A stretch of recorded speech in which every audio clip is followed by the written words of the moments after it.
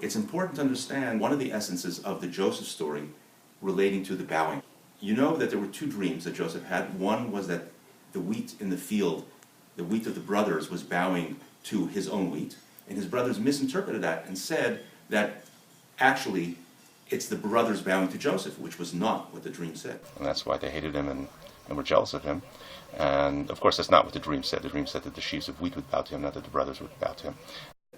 And this misinterpretation of theirs caused eventually for it to actually happen that they came to Egypt and did recognize him and bow to him.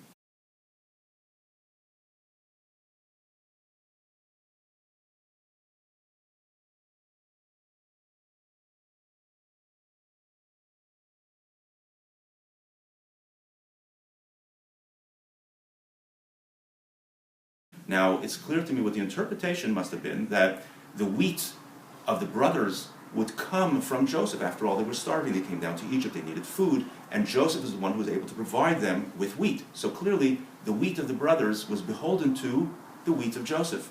That was the correct interpretation.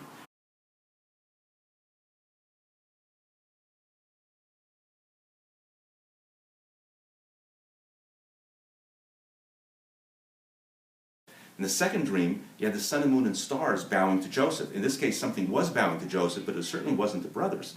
And the sun, moon, and stars bowing. Sun, moon, and stars represents fate, represents the seasons, represents, for example, in this particular case, the famine that was about to happen, the 7 years of plenty followed by 7 years which would wipe out everything that came through in the years of plenty. And they were bowing to Joseph. The sun and moon and stars, meaning the fate and the seasons, were bowing to Joseph, meaning that with divine guidance that Joseph had, he was able to counteract the effect of the stars. And this, I think, is an essential element in understanding the Jewish approach against many of the pagan approaches.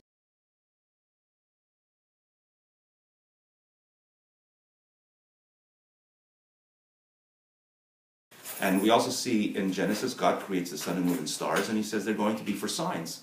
They're going to be to know when the seasons are so you can make the holidays and so on. It's not something that controls you. There's no magic.